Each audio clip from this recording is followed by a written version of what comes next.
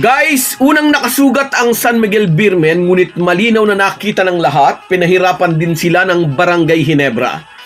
Kahit sinasabing yamado ang SMB, hindi nila nadumina ang mga mag-aala. At sa pagkatalong ito ng Ginebra sa Game 1 ng Best of 5 semis match-up, muli na namang napagbunto na ng sisi si Tony Bishop. Lagi nilang kinukumpara si Bishop sa resident import ng Gin Kings na si Justin Brownlee.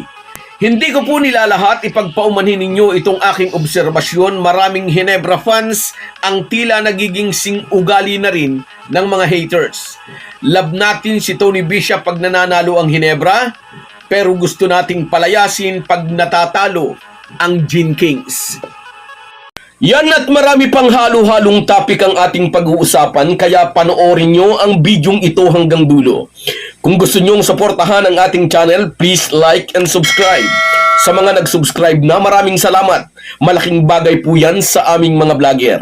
At sa mga hindi pa, salamat sa inyong panunood. Mga ka-Republic, bago pa man nagsimula ang semifinals match-up ay marami na nga ang nagsasabi. Yamado talaga ang Magnolia sa Phoenix at ang SMB sa Ginebra. At kagabi, parehong nagtala ng panalo ang pinaniniwala ang mga Yamado. Tinalo ng Hotshots ang LPG Masters at ng Beermen ang Gin Kings. Pero parehong dikitan ang laban. 3 puntos lang ang inilamang ng Chicken Templado sa Phoenix, 82-79.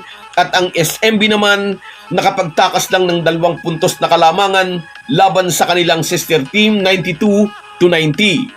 Kinabahan ang mga fans ng Magnolia sa kalagitnaan ng laban dahil lumamang pa ng 8 o 6 na puntos yata ang Phoenix.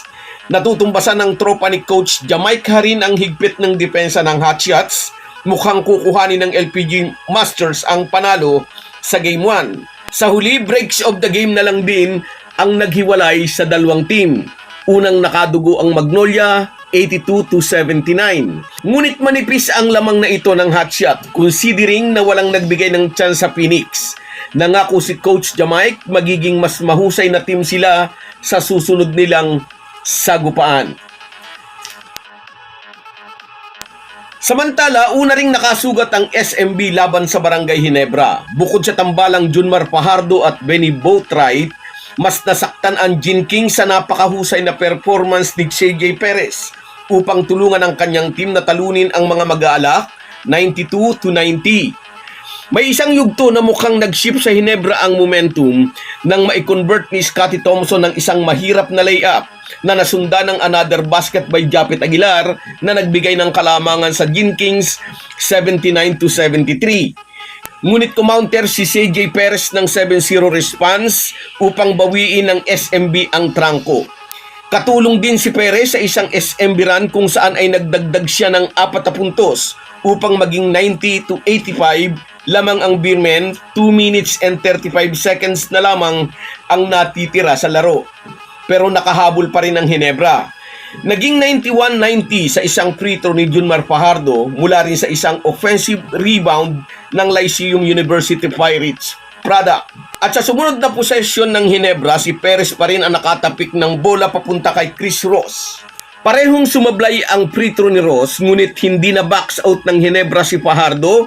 Nakuha nito ang offensive rebound at napaul ito.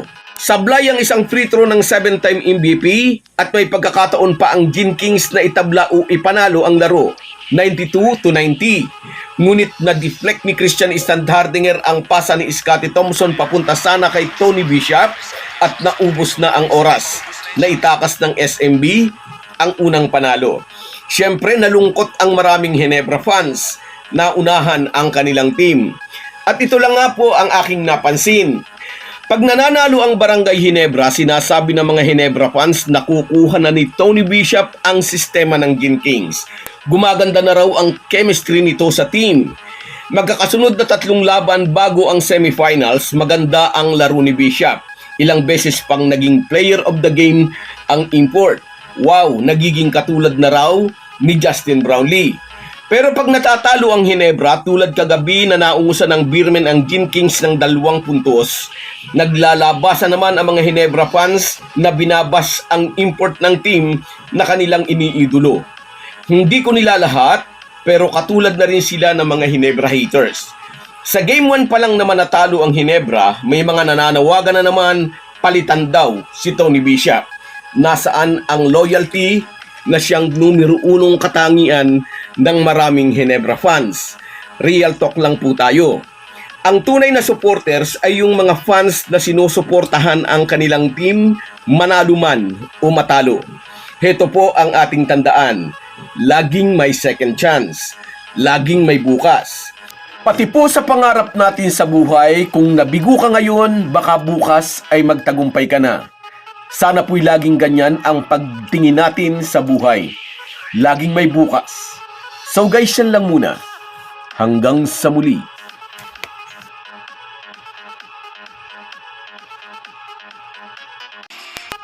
Bago tayo magpaalam, may imekos-mekos na natin ang ating shoutout. Shoutout kina Rico Nicanor Factor, ang bagong henerasyon,